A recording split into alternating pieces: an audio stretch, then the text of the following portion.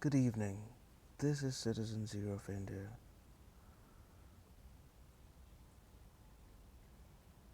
On this evening, the 4th of January 2024,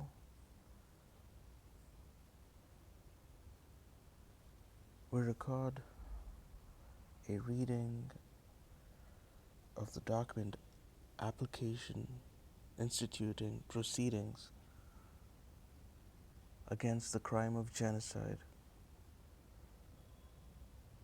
by the State of Israel, as filed by the government of South Africa at the International Court of Justice. This document was obtained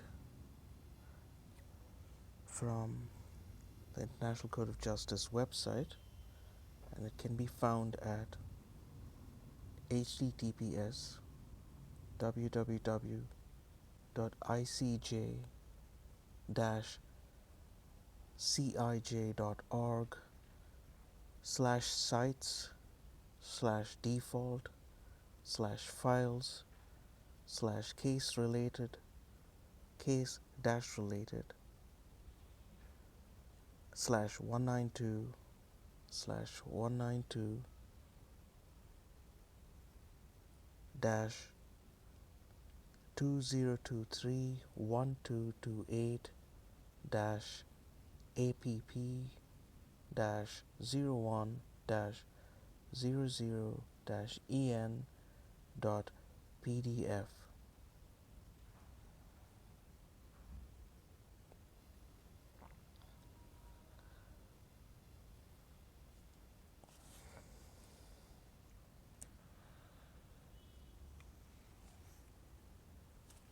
We record this document for the benefit of the reading disabled,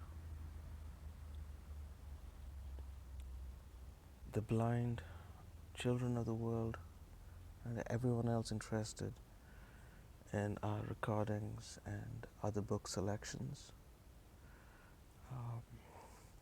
Citizen Zero of India would like to thank the Limavati Literary Arts Foundation for providing for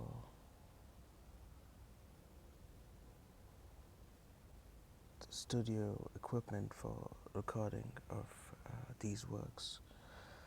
We begin our recording shortly, and we thank our listeners for tuning in.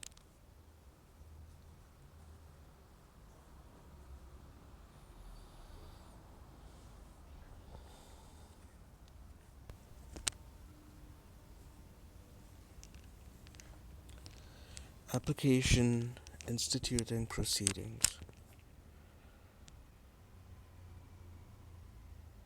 To the Registrar of the International Court of Justice, the undersigned, being duly authorized by the Government of the Republic of South Africa, state as follows. In accordance with Article 36, Clause 1 and 40 of the Statute of the Court and Article 38 of the Rules of the Court, I have the honor to submit this application instituting proceedings in the name of the Republic of South Africa, against the State of Israel, pursuant to Article 41 of the statute. The application includes a request that the court indicate provisional measures to protect the rights invoked herein from imminent and irreparable loss.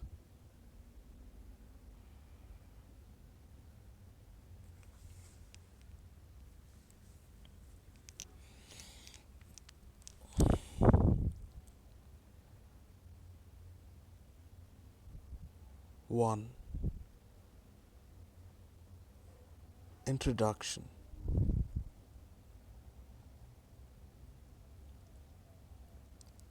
One.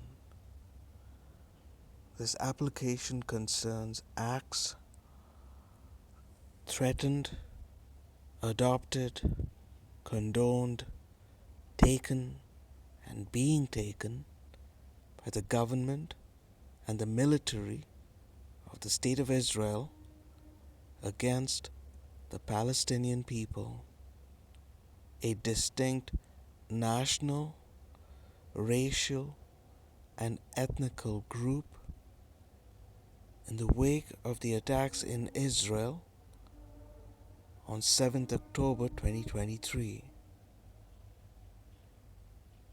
South Africa unequivocally condemns all violations of international law by all parties, including the direct targeting of Israeli civilians and other nationals, and hostage taking by Hamas and other Palestinian armed groups.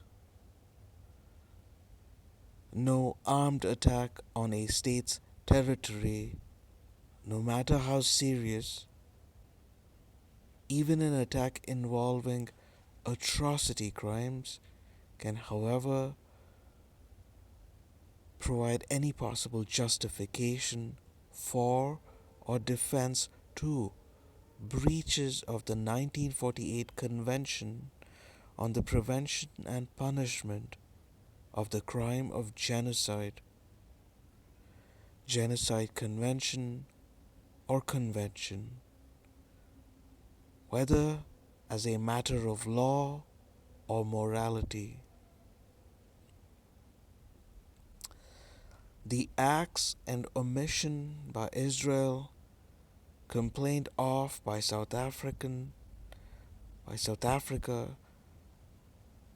the acts and omission by Israel complained of by South Africa are genocidal in character because they are intended to bring about the destruction of a substantial part of the Palestinian national, racial, and ethnical group, that being the part of the Palestinian group in the Gaza Strip, Palestinians in Gaza. The acts in question include killing Palestinians in Gaza, causing them serious bodily and mental harm, and inflicting on them conditions of life calculated to bring about their physical destruction.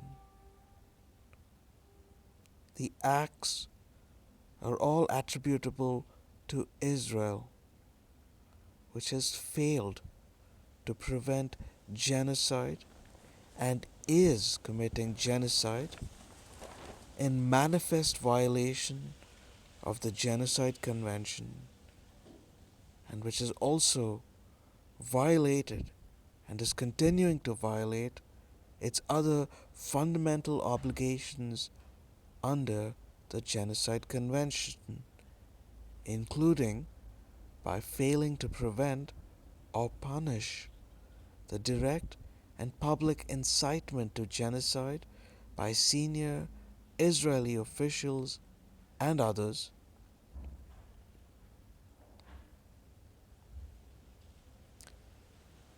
2. In preparing this application, South Africa has paid close attention to the provisions of the Genocide Convention, to its interpretation, and to its application in the years following its entry into force on 12th January 1951, as well as to the jurisprudence of this court and that of other international courts and tribunals, including the International Criminal Tribunal for the former Yugoslavia, the International Criminal Tribunal for Rwanda, and the International Criminal Court. South Africa is highly cognizant of the fact that the acts of genocide are distinct from other violations of international law sanctioned or perpetrated by the Israeli government and military in Gaza, including intentionally directing attacks against the civilian population, civilian objects, and buildings dedicated to religion, education, art, science, historic monuments, hospitals, and places where the sick and wounded are collected. Torture, the starvation of civilians as a method of warfare, and other war crimes and crimes against humanity, though there is often a close connection between all such acts. South Africa is also aware that the acts of genocide inevitably form a part of a continuum, as Raphael Lemkin, who coined the term genocide himself, recognized. For this reason, it is important to place the acts of genocide in the broader context of Israel's conduct towards Palestinians during its 75-year-long apartheid, its 56-year-long belligerent occupation of Palestinian territory, and its 16-year-long blockade of Gaza, including the serious and ongoing violations of international law associated therewith, including grave breaches of the Fourth Geneva Convention and other war crimes and crimes against humanity. However, when referring in this application to acts and omission by Israel which are capable of amounting to other violations of international law, South Africa's case is that those acts and omissions are genocidal in character, as they are committed with the requisite specific intent, dolus specialis, to destroy Palestinians in Gaza as a part of the broader Palestinian national, racial, and ethnical groups.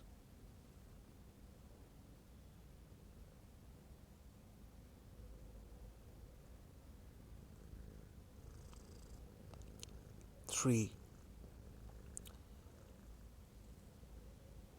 South Africa is acutely aware of the particular weight of responsibility in initiating proceedings against Israel for violations of the Geneva Convention. However, South Africa is also acutely aware of its own obligation as a state party to the Genocide Convention to prevent genocide. Israel's acts and omission in relation to Palestinians violate the Genocide Convention. Israel's acts and omission in relation to Palestinians violate the Genocide Convention.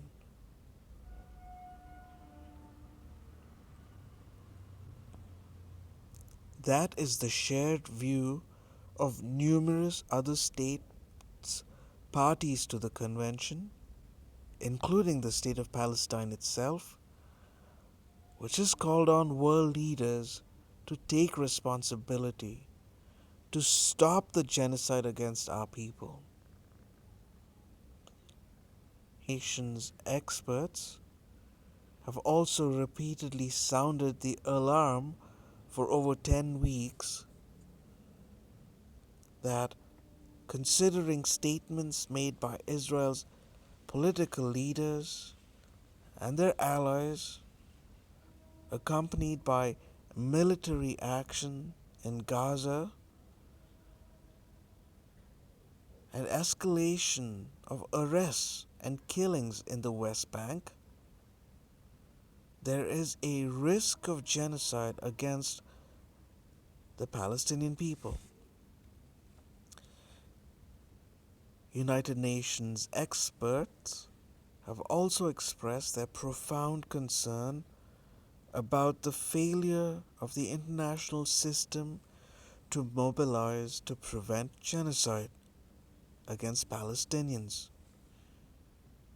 and have called on the international community to do everything it can to immediately end the risk of genocide against the Palestinian people. The Committee on the Elimination of Racial Discrimination, CERD, acting under its early warning and urgent action procedure, has also called on all state parties to the Genocide Convention to fully respect their obligation to prevent genocide. This application by South Africa and its request for the indication of provisional measures fall to be considered in that context, and in the light of those calls. It is made against the background of South Africa's foreign policy objective for the attainment of a durable peace between Israel and the State of Palestine, with two states existing side by side within internationally recognized borders based on those existing on 4th June 1967, prior to the outbreak of the 1967 Arab-Israeli War, in line with all the relevant United Nations resolutions and international law.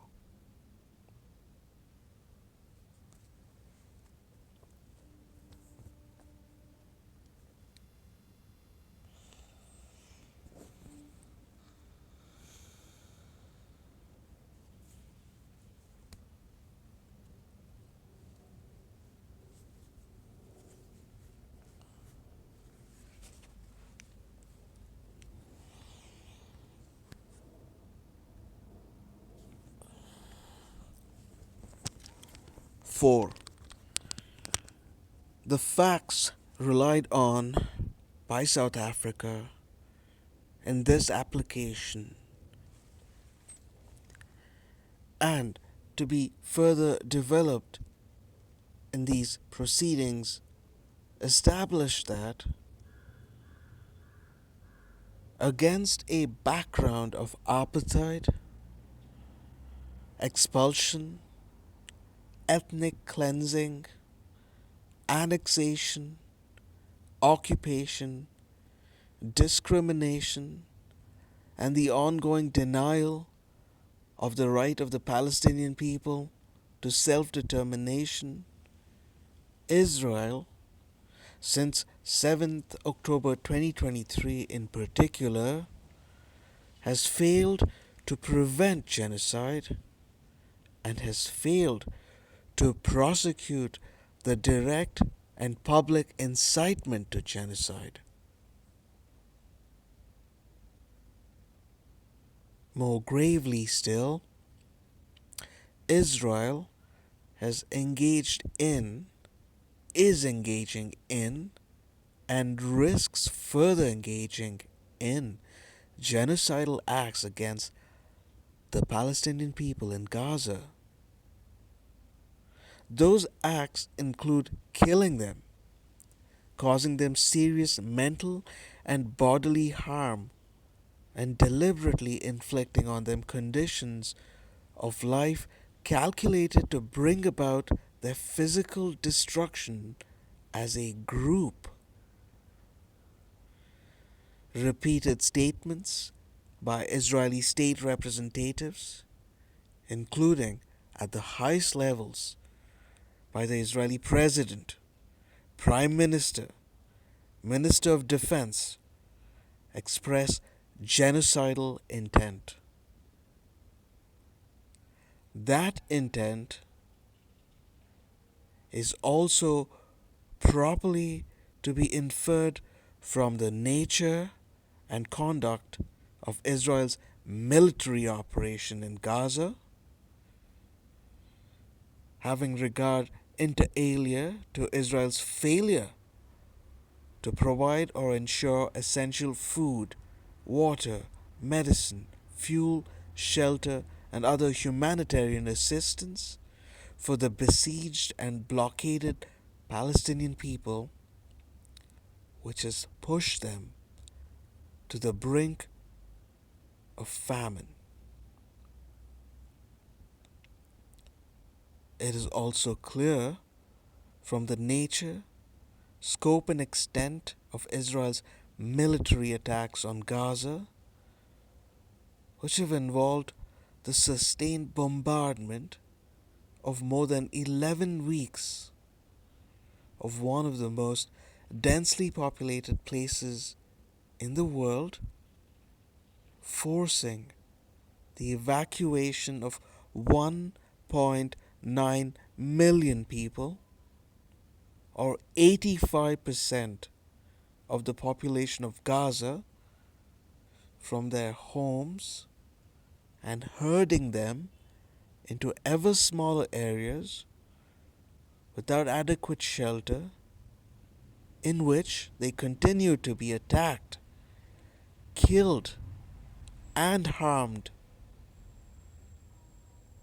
Israel has now killed in excess of 21,110 named Palestinians, including over 7,729 children, with over 7,780 others missing, presumed dead under the rubble, and has injured over 55,243 other Palestinians, causing them severe bodily and mental harm. Israel has also laid waste to the vast areas of Gaza, including entire neighborhoods, and has damaged or destroyed in excess of 355,000 Palestinian homes, alongside extensive tracts of agricultural land, bakeries, schools, universities, businesses, places of worship, cemeteries, cultural and archaeological sites, municipal and court buildings, and critical infrastructure, including water and sanitation facilities and electricity networks, while pursuing a relentless assault on the Palestinian medical and healthcare system. Israel has reduced and is continuing to reduce Gaza to rubble, killing, harming, and destroying its people, and creating conditions of life calculated to bring about their physical destruction as a group.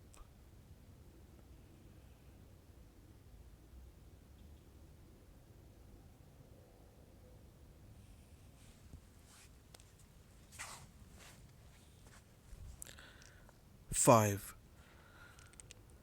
South Africa, mindful of the jus cogens character of the prohibition of genocide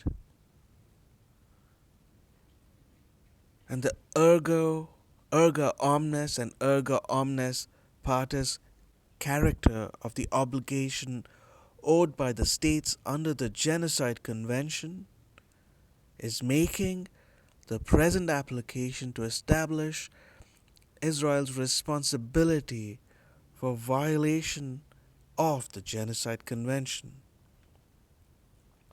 to hold it accountable under international law for those violations, and most immediately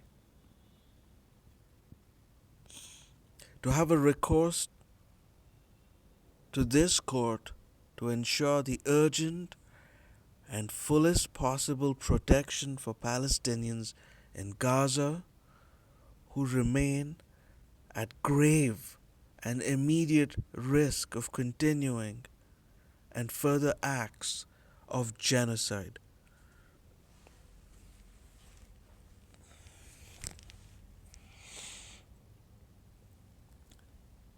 Six, in light of the extraordinary urgency of the situation, South Africa seeks an expedited hearing for its request for the indication of provisional measures. In addition, pursuant to Article 74, Clause 4 of the Rules of Court, South Africa requests the President of the Court to protect Palestinian people in Gaza by calling upon Israel immediately to halt all military attacks that constitute or give rise to the violations of the Genocide Convention, pending the holding of such hearing, so as to enable any order that the court may make on request for the indication of provisional measures to have its appropriate effects.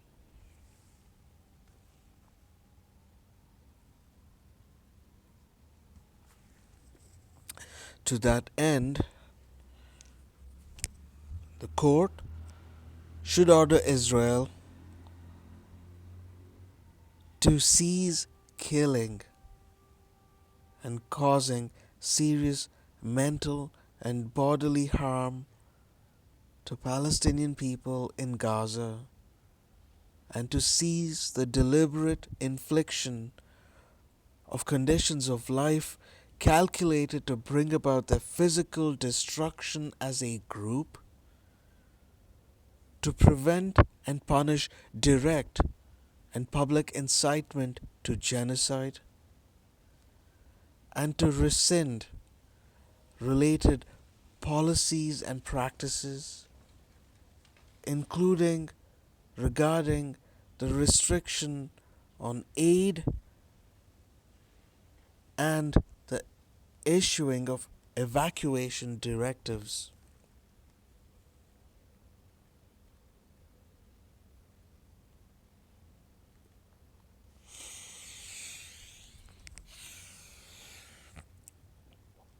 Seven,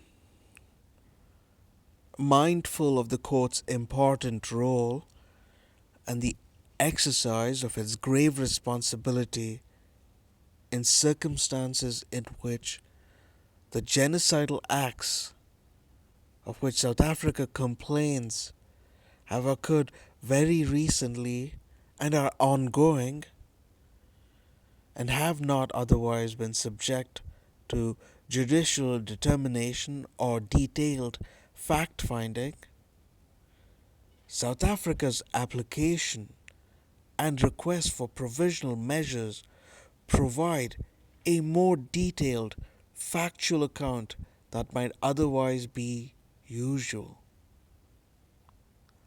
That account draws in significant part on statements and reports by United Nations chiefs and bodies and non-governmental organizations, as well as eyewitness accounts from Gaza, including from Palestinian journalists on the ground, in circumstances where Israel continues to restrict access to Gaza by international journalists, investigators, and fact finding teams. However, neither the application nor the request for the indication of provisional measures depends on a determination by the court of each individual incident or complaint referred to herein.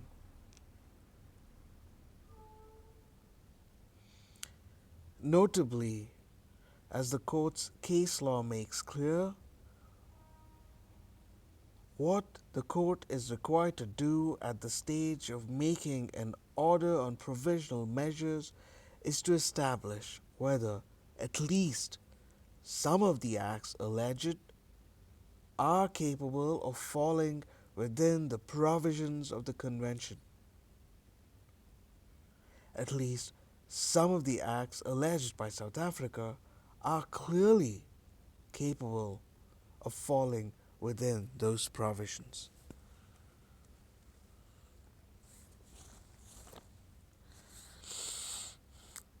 2. Jurisdiction of the court. 8.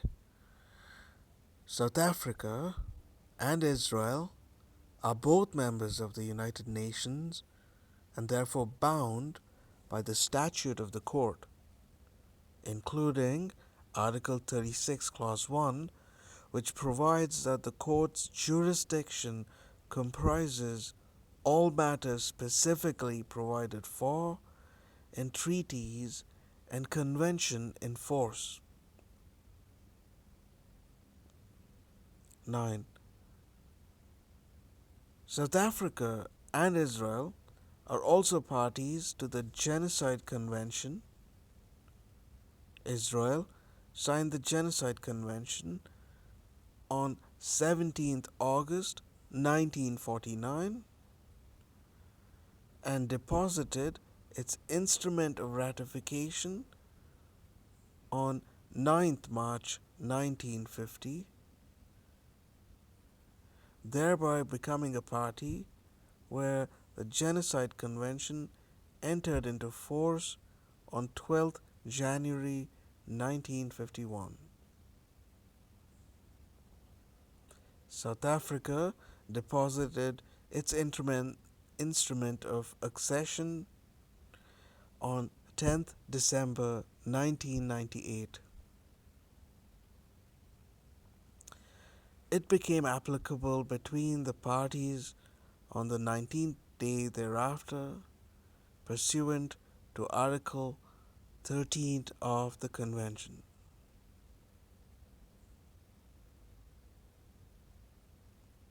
10.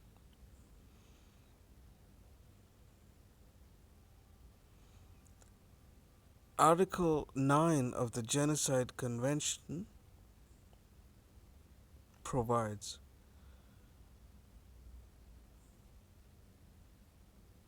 disputes between contracting parties relating to the interpretation, application, or fulfillment of the present convention, including those relating to the responsibility of a state for genocide or for any of the other acts enumerated in Article 3, shall be submitted to the International Court of Justice at the request of any of the parties to the dispute. 11. Neither South Africa nor Israel has entered any reservation to Article 9. 12. South Africa has repeatedly and urgently expressed its condition, its concern, and condemnation in respect of Israel's acts and omission which form the basis of this application. South Africa and other state parties to the Genocide Convention have, in particular, made clear that Israel's actions in Gaza constitute genocide against the Palestinian people. By the way of example, the presidents of Algeria,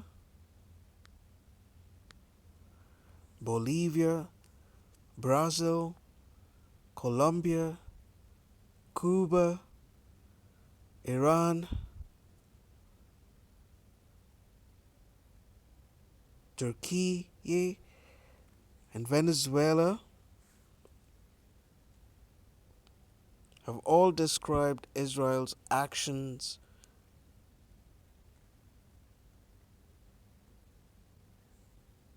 as a genocide,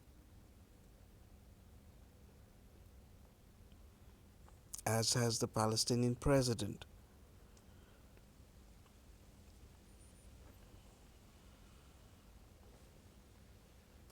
State officials and representatives from Bangladesh, Egypt, Honduras, Iraq, Jordan, Libya, Malaysia, Namibia, Pakistan, Syria,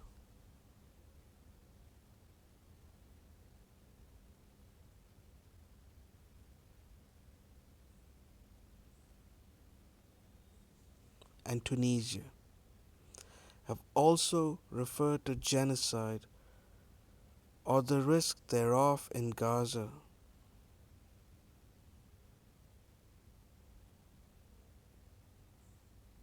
As have the heads of state and state officials from non-state parties to the Genocide Convention, including Qatar and Mauritania.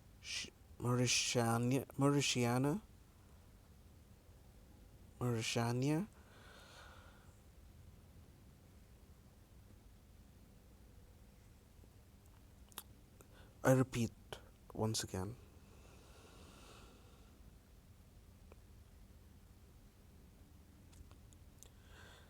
12. South Africa has repeatedly and urgently expressed its concern and condemnation in respect of Israel's acts and omission which form the basis of this application.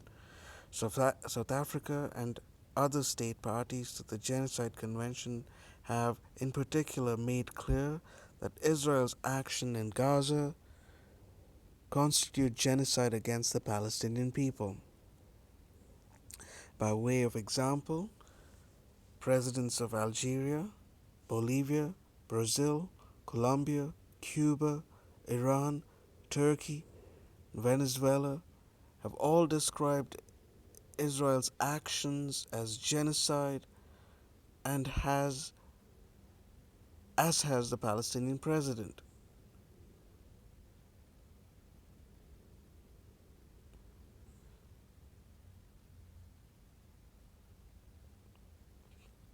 State officials and representatives from Bangladesh, Egypt, Honduras, Iraq, Jordan, Libya, Malaysia, Namibia, Pakistan, Syria, and Tunisia have also referred to genocide or the risk thereof in Gaza, as have the heads of state and state officials from non-state parties to the Genocide Convention, including Qatar and Mauritania.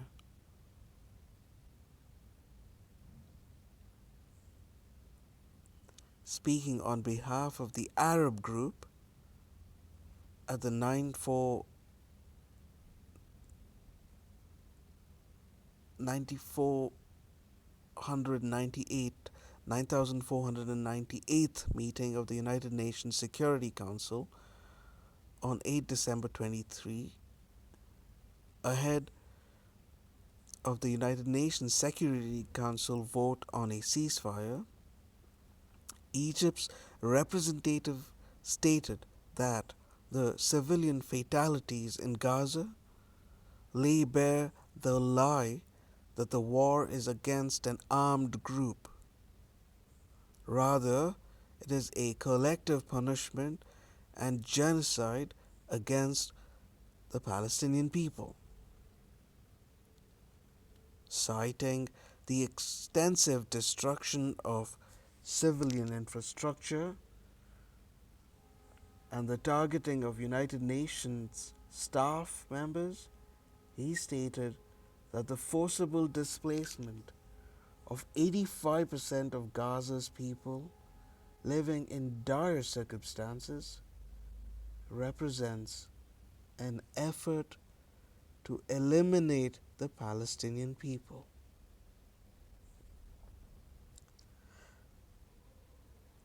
13.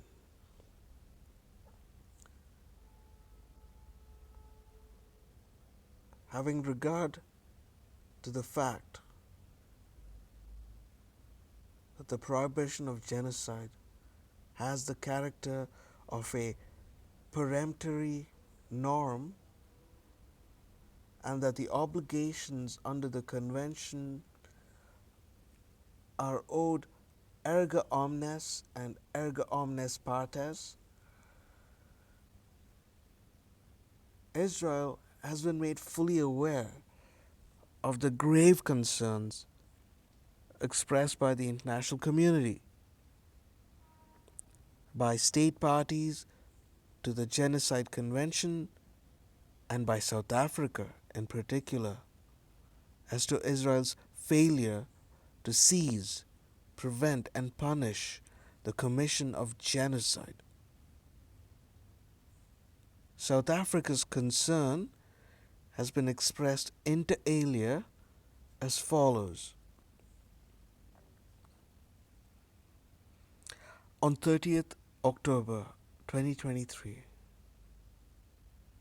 the South African Department of International Relations and Cooperation issued a statement calling on the international community to hold Israel accountable for breaches of international law, warning that the crime of genocide sadly looms large in Gaza. The statement recalled that President Lula da Silva of Brazil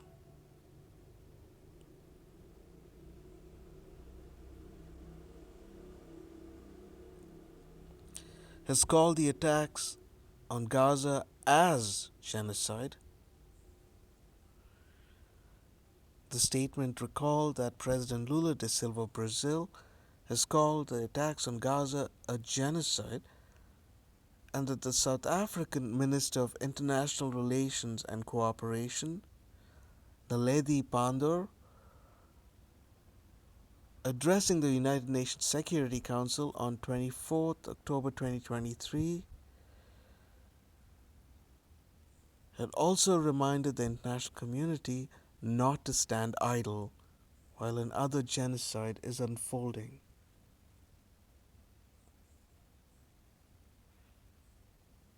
On November 7th, addressing the South African National Assembly, South Africa's International Relations Minister warned that the crime of genocide sadly looms large in the current situation in Gaza, recalling that in 1994 a genocide occurred on the African continent, with much of the whole world watching as innocent people were massacred, and underscoring that South Africa could not stand by and allow that to happen again.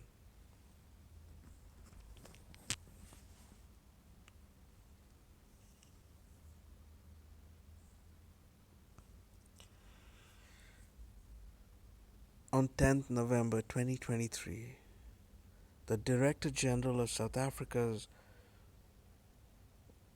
Department of International Relations and Cooperation, DIRCO, conducted a formal diplomatic démarche of the ambassador of the State of Israel to South Africa, advising him that while South Africa condemned the attacks on civilians by Hamas, which should be investigated for war crimes, the response by Israel was unlawful, and that South Africa wants the International Criminal Court to investigate the leadership of Israel for crimes including genocide. On 13th November 2023, at a meeting at the presidential residence with the leadership of the South African Jewish Board of Deputies, at which they called inter alia for the reopening of the South African embassy in Israel, the President of South Africa, Mr. Cyril Ramaphosa,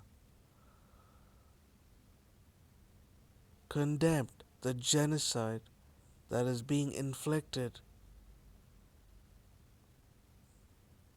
against the people of Palestine, including women and children, through collective punishment and ongoing bombardment of Gaza.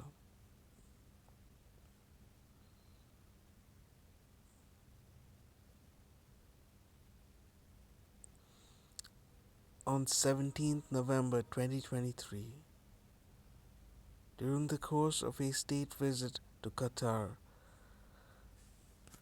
the President of South Africa announced that South Africa was referring the situation in the state of Palestine to the International Criminal Court, expressing his abhorrence for what is happening right now in Gaza, which has now turned into a concentration camp where genocide is taking place.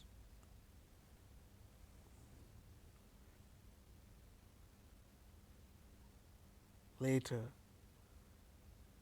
on 17th November 2023,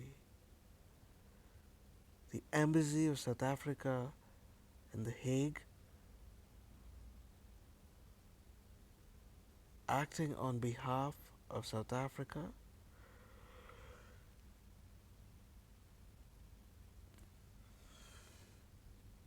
jointly with three other state parties to the Genocide Convention, namely Bangladesh, Bolivia and Comoros, and Djibouti, referred the situation in the state of Palestine to the Office of the Prosecutor of International Criminal Court, requesting that the prosecutor vigorously investigate crimes within the jurisdictional scope of the court,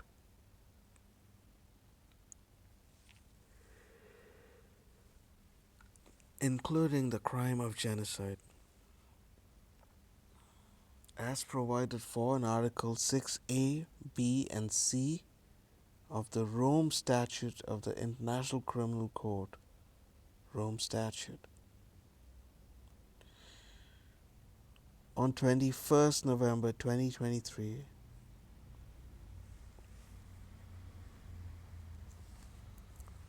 addressing the extraordinary joint meeting of BRICS, Brazil, Russia, India, China, and South Africa, leaders and leaders of invited BRIC members on the situation in the Middle East called to address a matter of grave global concern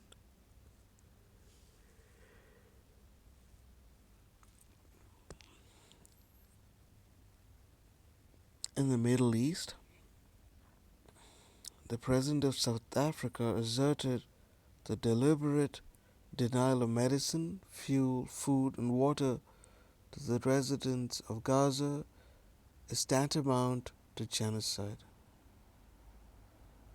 I repeat, on 21st November 2023, addressing the extraordinary joint meeting of BRICS, Brazil, Russia, India, China, and South Africa leaders and leaders of the invited BRICS members on the situation in the Middle East called to address a matter of grave global concern in the Middle East. The President of South Africa asserted the deliberate denial of medicine, fuel, food, and water to the residents of Gaza is tantamount to genocide.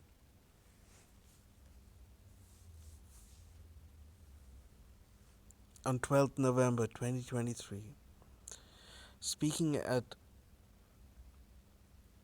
the 10th Emergency Special Session of the United Nations General Assembly, at which Israel was represented, the South African ambassador to the United Nations stated that the events of the past 6 weeks in Gaza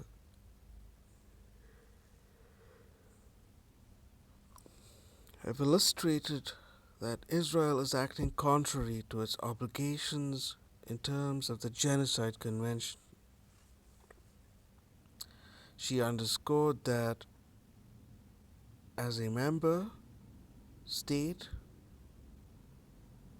owing to South Africa's painful past,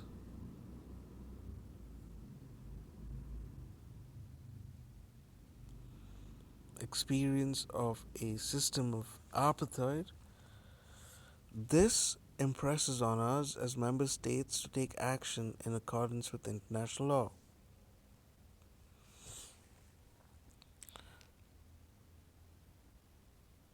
I repeat, on 12th December 2023, speaking at the 10th Emergency Special Session of the United Nations General Assembly, at which Israel was represented, the South African ambassador to the United Nations stated that the events of the past 6 weeks at Gaza have illustrated that Israel is acting contrary to its obligation in terms of the Genocide Convention.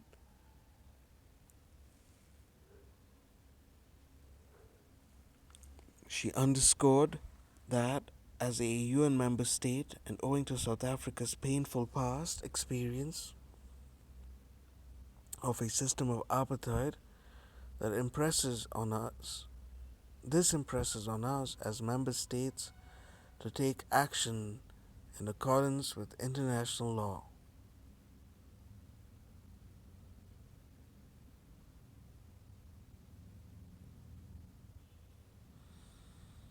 On 21st December 2023,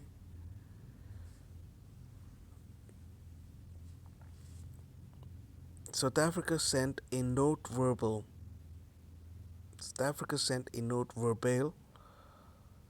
to the Embassy of Israel in South Africa, in which South Africa raised concerns about the credible reports that the acts meeting the threshold of genocide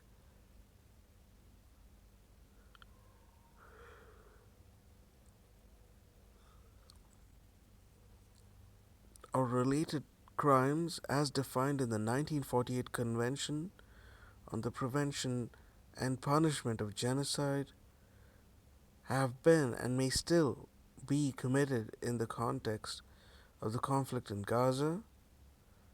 The note verbal recalled that a state party to the convention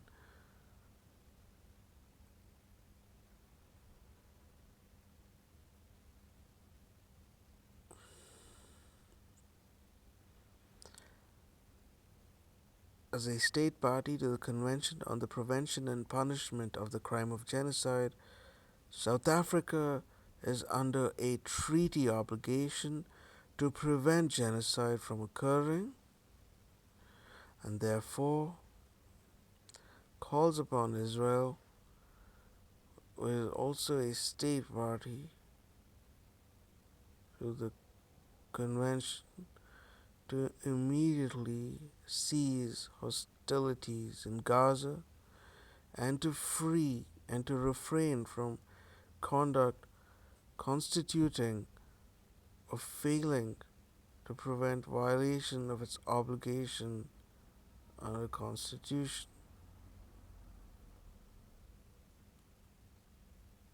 under the Convention. South Africa, alarmed by the rhetoric from Israeli officials and others, also called on Israel to prevent and punish direct and public incitement to genocide. This served to communicate directly to Israel South, South Africa's claim regarding fulfillment of its own obligations under the Genocide Convention and breaches by Israel of its obligation under the Genocide Convention and the detail thereof.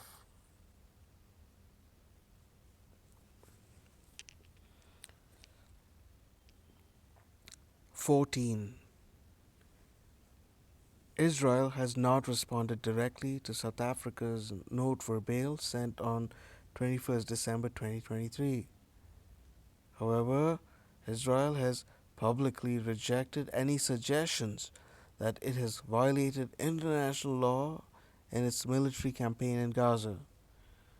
Notably, Israel has dismissed as outrageous and false the assertion that Israel's military attacks in Gaza meet the legal definition of genocide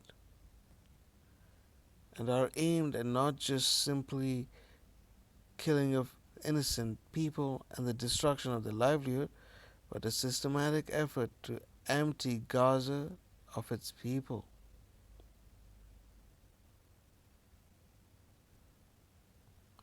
Israel denies that its conduct in Gaza violates its obligation under the Genocide Convention, asserting that the accusation of genocide against Israel is not only wholly unfounded,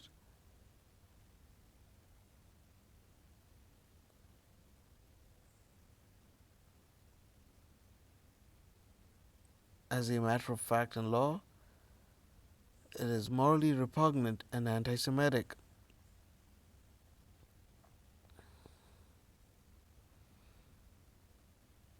Moreover, Israel has engaged and continues to engage in acts and omission against Palestinian people in Gaza, which have been asserted to be genocidal, and by its attitude and conduct has refused any suggestion that its action in Gaza are constrained by its obligation under the Genocide Convention. Indeed, the Israeli Prime Minister asserted on 26 December 2023, "We are not stopping, we are continuing to fight, and we are deepening the fighting in the coming days.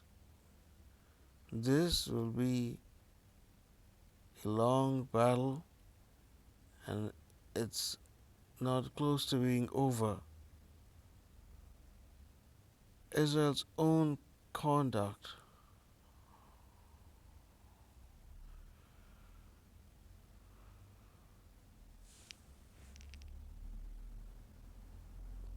therefore serves to underline the parties' disagreements. South Africa has not resiled from its own position that it is responsible as a state party to the Genocide Convention to act or prevent genocide or a risk thereof in Gaza.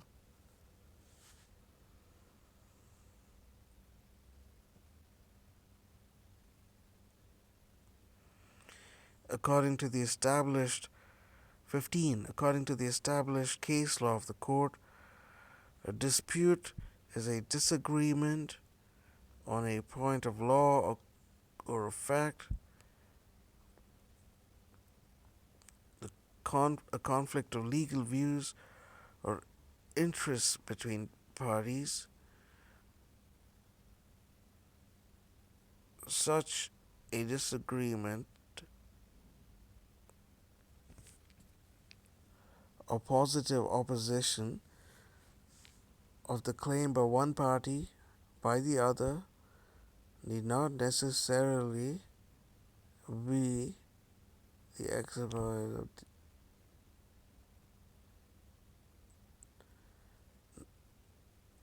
need not necessarily be stated expressis verbis. The position of the attitude of a party can be established by inference, whatever the professed views of the party. 16. There is plainly a dispute between Israel and South Africa relating to the interpretation and application of the Genocide Convention, going both to South Africa's compliance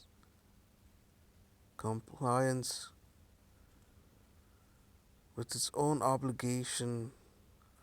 I beg your pardon, my complacence, as I'm feeling drowsy. I repeat, 16.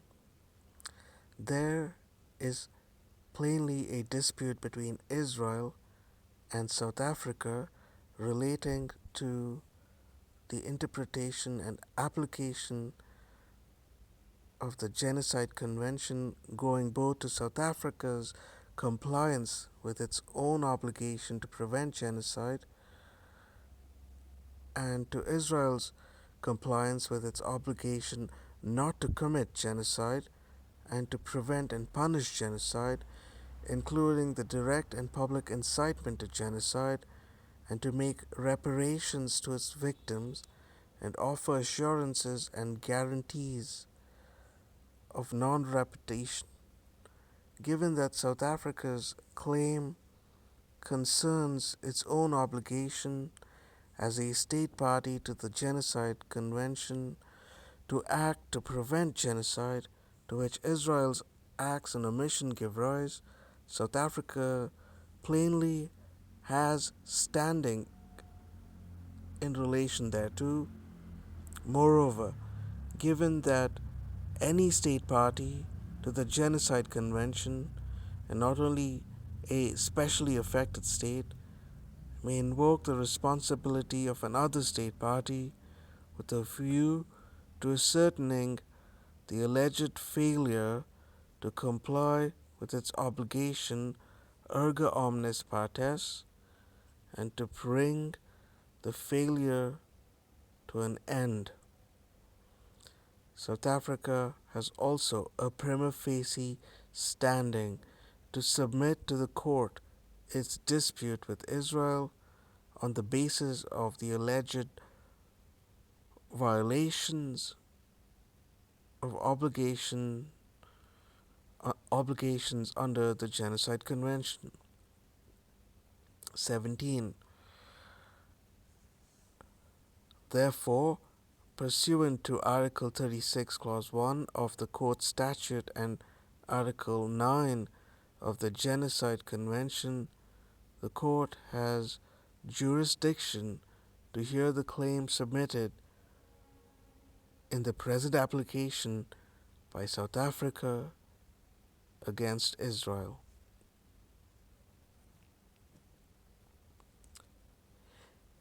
This ends part 2 of the document.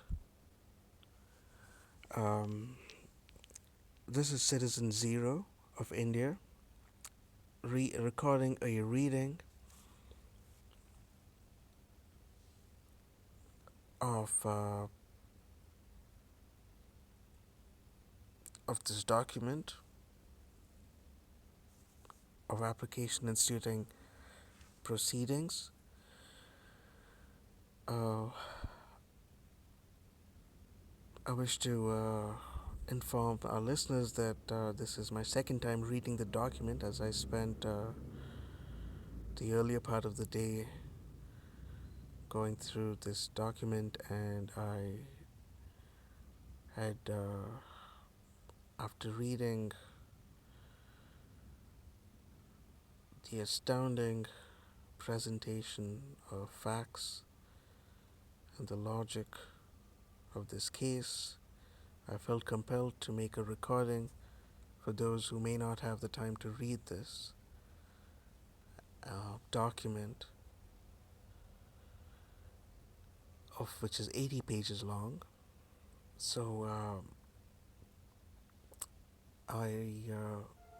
this is my second time reading, and I beg your pardon that this has tired me out and has just as much depressed me to continue reading. However, I will restart this recording when I'm refreshed again, and we'll include a, a rereading of the first 10 pages again, uh,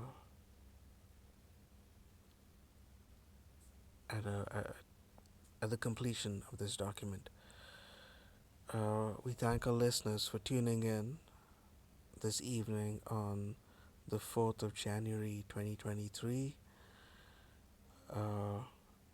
We encourage you to visit the website at the International Court of Justice, mentioned in our introduction, to download this document for yourselves.